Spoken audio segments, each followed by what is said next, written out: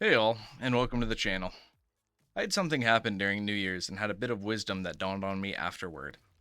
I've been easygoing my whole life, but recently I've decided to take a stand and assert myself more, and I think it's really been working for me. This video is just about the trials and tribulations that come with being easygoing, and how you need to learn to make choices instead of letting life come to you. The idea of the easygoing individual seems healthy, someone who is available and willing to do anything and not be disruptive or negative about what they have been saddled with.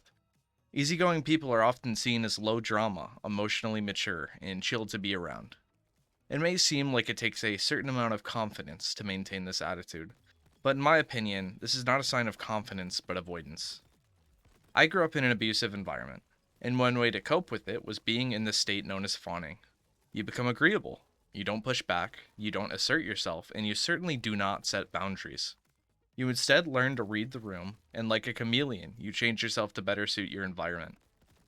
In doing this, you neglect your needs, wants, desires, and self worth. This attitude saved me quite a lot of pain in my youth, and worked for me for quite a while, letting me just slide by without too much trouble. The issue I personally ran into is that this peace I tried to cultivate for myself turned into apathy. I taught myself that I could go without, that I didn't need to initiate. I missed opportunities because I would not let myself start anything, as I refused to rock the boat or potentially create tension for others. This especially affected my dating life, because as a man, it is seen as my job to pursue, regardless of whether or not you consider that to be truly necessary. It is not the job for others to seek you out and provide for you, and while good people will consider your wants and needs, it's purely up to you to find what you need for yourself. Neglecting your needs and focusing on the needs of others does not automatically make you a good person, nor are you a martyr. As a kid, being easygoing works because you don't have the power to change the things around you. But as an adult, you need to be capable of doing the things you need to do and making the changes you need in your life. You need to be willing to set boundaries, to say no when you are not interested or when you would suffer as a result. With that being said, you need to know that you are allowed to speak up, and it's not always obvious when it's the right time to speak. Life is not a video game. There is no dialogue box or quest marker that pops up letting you know it's your turn to speak. If you are waiting for an invite for anything, you will miss a lot of your own life.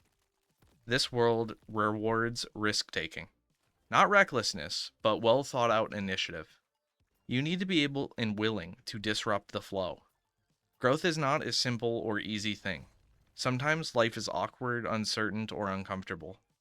This means coming to accept discomfort as a part of life instead of avoiding it, and that nothing will change unless you or someone else decides to act, and you cannot rely on others to speak at your behest. Waiting for the perfect moment, permission, or for someone else to step up is still a choice. It is a choice to remain passive. Action and reaction are both very important parts of participating in your own life. This is not to say that there is no value in going with the flow. Flexibility, patience, and the ability to adapt are real strengths that will help you in your life. Being calm and cooperative are not the issue with being easygoing, it's losing yourself in that process. You need to be actively making the choice to be easygoing. It should not be a reflex. To be truly easygoing, you need to ride the line between accommodation and self erasure. You can be understanding without remaining silent. You can be adaptable without being directionless. And you can be kind without self neglect. Your goal should not be argumentative, nor a carpet for people to walk over, but to create a sense of ease paired with your own self respect. You need to know when to take a punch, when to step to the side, and when to throw one yourself. And that's the end of this video. With this being a little bit of a shorter video, I'm going to be adding a little bit at the end here. I personally have really enjoyed making these videos. I think it's a lot of fun to write out little scripts like this to better explain my thoughts on things and work things out for me mentally. It's a bit cathartic to talk about this stuff. With that being said, at the end of the day, this is for my audience, and I would like to hear what others have to say, want me to talk about, or anything else. If you like what I'm talking about, show your support in the comments, and if you have any criticisms, I'm more than happy to take them up with you. Again, I would like to create a supportive community that works together to help each other and bring our members up as better, more well-adjusted members of society. Anyway, with that being said, it is time to close up shop. Till next time, thank you, and I hope this was helpful, and have a nice day.